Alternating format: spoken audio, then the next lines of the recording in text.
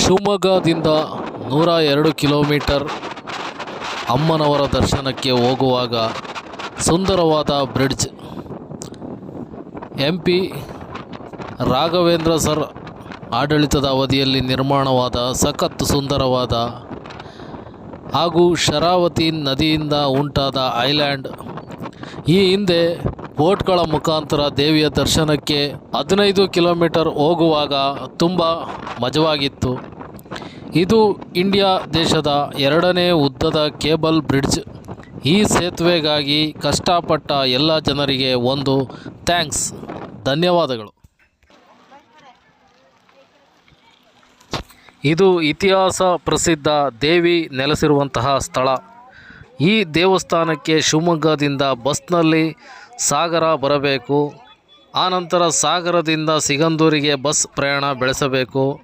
ಹಾಗೂ ಬಸ್ನ ಫೇರ್ ಒಬ್ಬರಿಗೆ ಶಿವಮೊಗ್ಗ ಇಂದ ಸಾಗರ 80 ರೂಪೀಸ್ ಅಂದರೆ 80 ರೂಪಾಯಿ, ಹಾಗೂ ಸಾಗರದಿಂದ ಸಿಗಂದೂರಿಗೆ 60 ರೂಪೀಸ್ ಅಂದರೆ ಟೋಟಲ್ 140 ರೂಪೀಸ್, 140 ರೂಪಾಯಿ ಟಿಕೆಟ್ ದರ ಗೌರ್ಮೆಂಟ್ ಹಾಗೂ ಪ್ರೈವೇಟ್ ಬಸ್ಗಳಲ್ಲಿ ನಿಗದಿಯಾಗಿರುತ್ತದೆ.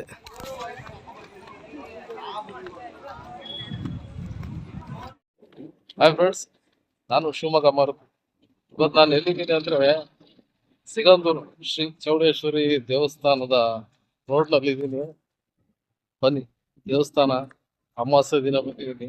ದೇವಸ್ಥಾನದಲ್ಲಿ ಯಾವ ಊರಿಂದ ಎಷ್ಟು ಜನ ಬಂದಿದ್ದಾರೆ ಎಲ್ಲದನ್ನು ವಿಡಿಯೋ ಮುಖಾಂತರ ನಿಮಗೆ ತೋರಿಸ್ತೀನಿ. ದೇವರ ದರ್ಶನ ಕೂಡ ಮಾಡ್ಕೊಂಡು ಬರೋಣ.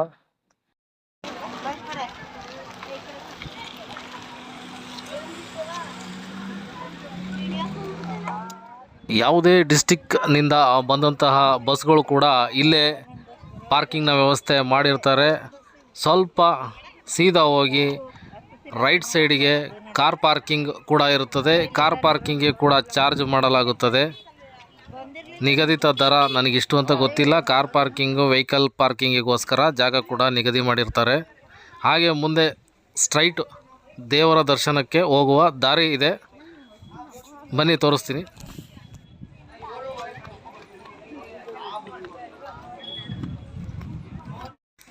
ಬನ್ನಿ, ಇಲ್ಲಿಂದ ಸೀದಾ ಹೋಗಿ ಮುಂದೆ ಹೋಗಿ ಲೆಫ್ಟ್ ತಗೊಂಡ್ರೆ ಶ್ರೀ ಸಿಗಂದೂರು ಚೌಡೇಶ್ವರಿ ಅಮ್ಮನವರ ಸನ್ನಿಧಿಗೆ ಹೋಗುವಂಥ ದಾರಿ.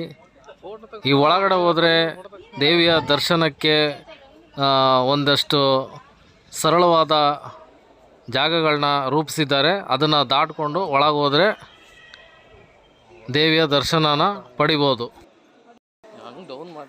ಇಲ್ಲಿ ನನ್ನ ಮುಂದೆ ಒಂದು ಅಜ್ಜಿ ಹೋಗ್ತಾ ಇದ್ದಾರೆ ನೋಡ್ರಿ. ಅವರಿಗೆ ಬೆನ್ನು ಸ್ಟ್ರೈಟ್ ಇಲ್ಲ, ಆದರೂ ಬಕ್ಕೊಂಡು ಕೂಡ ದೇವರ ದರ್ಶನಕ್ಕೆ ಬೆಂಗಳೂರಿಂದ ಬಂದಿದ್ದಾರೆ. ಈ ಬಿಸಿಲಲ್ಲಿ ನಡ್ಕೊಂಬಂದಿದ್ದಾರೆ. ಆದರೆ ಭಕ್ತಿ ಅವರಿಗೆ ಎಷ್ಟಿರ್ಬೋದು.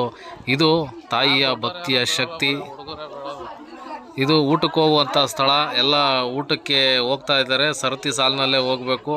ನಾವು ಹೋಗೋ ಟೈಮಲ್ಲಿ ಆಗಲೇ 2:25 ಆಗಿತ್ತು. ಆದರೂ ಊಟದ ವ್ಯವಸ್ಥೆ ಇತ್ತು. ಹಾಗಾಗಿ ಬೇಗ ಹೋಗಿ ಊಟಕ್ಕೆ ಅಂತಲೇ ಪ್ರಸಾದ ತೊಗೊಳಕ್ಕೆ ಹೋಗ್ತಾ ಇದ್ವಿ.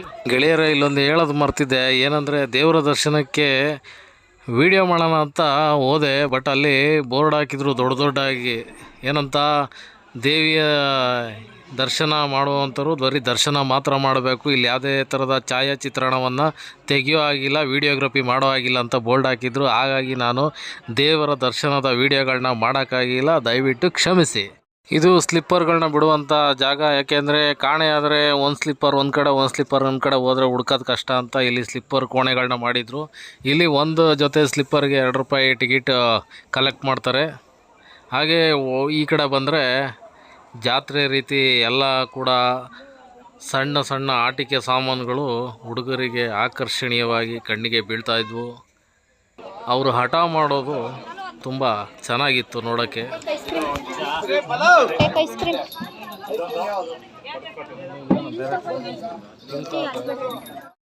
ಸರ್ಕಾರಿ ಬಸ್ಗಳು, ಗೌರ್ಮೆಂಟ್ ಬಸ್, KSRTC ಬಸ್ ಏನಿದ್ದಾವೆ ಇವೆಲ್ಲ ಹೆಣ್ಮಕ್ಳಿಗೆ ಫ್ರೀ ಇರೋದ್ರಿಂದ ನೋಡಿ, ಹೆಣ್ಮಕ್ಳೆಲ್ಲ ಯಾವಾಗ ಸೀಟ್ ಎಲ್ಲಿ ಮಿಸ್ ಆಗಿಬಿಡುತ್ತೋ ಅಂತ ಎಲ್ಲ ಸೀಟ್ಗೂ ಖರ್ಚೀಫ್ ಹಾಕ್ಕೊಂಡು ಎಷ್ಟು ಸ್ಪೀಡಲ್ಲಿ ಓಡ್ತಾ ಇದ್ದಾರೆ ಅಂತ.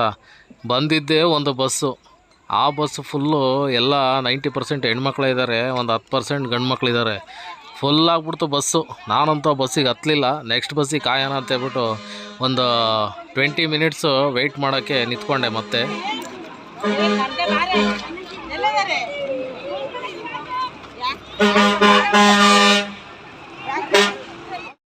ಸ್ವಲ್ಪ ಹೊತ್ತು ಕಾದ ನಂತರ ನಮಗೆ ಒಂದು ಖಾಸಗಿ ಬಸ್ ಬಂತು. ಆ ಖಾಸಗಿ ಬಸ್ನಲ್ಲಿ ನಾವು ಶಿವಮೊಗ್ಗದ ಕಡೆ ಮತ್ತೆ ಪ್ರಯಾಣ ಬೆಳೆಸಿದ್ವಿ. ಹಾಗೆ ಈ ಸುಂದರವಾದ ಸೇತುವೆ ಹಾಗೂ ಸುತ್ತಮುತ್ತಲಿನ ಪರಿಸರ, ಆ ನದಿಯ ಸುಂದರ ನೋಟ, ಶರಾವತಿ ನದಿ ನಿಜಕ್ಕೂ ತುಂಬ ಅದ್ಭುತವಾದ ದೃಶ್ಯ. ಬನ್ನಿ ನೀವೆಲ್ಲ ಒಮ್ಮೆ ವಿಸಿಟ್ ಮಾಡಿ ಫ್ರೆಂಡ್ಸ್. ನೀವಿನ್ನೂ ಮಾರ್ಸ್ ಮಾರುತಿ ಯೂಟ್ಯೂಬ್ ಚಾನಲ್ನ ಸಬ್ಸ್ಕ್ರೈಬ್ ಮಾಡ್ಕೊಳ್ಳಿ. ದಯವಿಟ್ಟು ಕೆಳಗಡೆ ಕಾಣ್ತಿರೋ ರೆಡ್ ಕಲರ್ ಸಬ್ಸ್ಕ್ರೈಬ್ ಬಟನ್ನ ಪ್ರೆಸ್ ಮಾಡ್ಕೊಳ್ಳಿ. ಹಾಗೆ ಪಕ್ಕದಲ್ಲಿರೋ ಬೆಲ್ ಐಕನ್ನ ಕ್ಲಿಕ್ ಮಾಡ್ಕೊಳ್ಳಿ. ನಾವು ಮಾಡೋ ಪ್ರತಿಯೊಂದು ವೀಡಿಯೋನು ಫಸ್ಟ್ ನಿಮಗೆ ನೋಟಿಫಿಕೇಷನ್ ಬರುತ್ತೆ. ಆನಂತರ ನೀವು ನಮ್ಮ ಟಚ್ನಲ್ಲಿರ್ಬೋದು. ಇದೇ ಥರ ನಿರಂತರ ವೀಡಿಯೋಗಳನ್ನ ನೀವು ವೀಕ್ಷಣೆ ಮಾಡ್ತಾಯಿರಿ, ನಮ್ಮ ಚಾನಲ್ಗೆ ಪ್ರೋತ್ಸಾಹ ಮಾಡ್ತೀರಿ. Thank you friends, bye.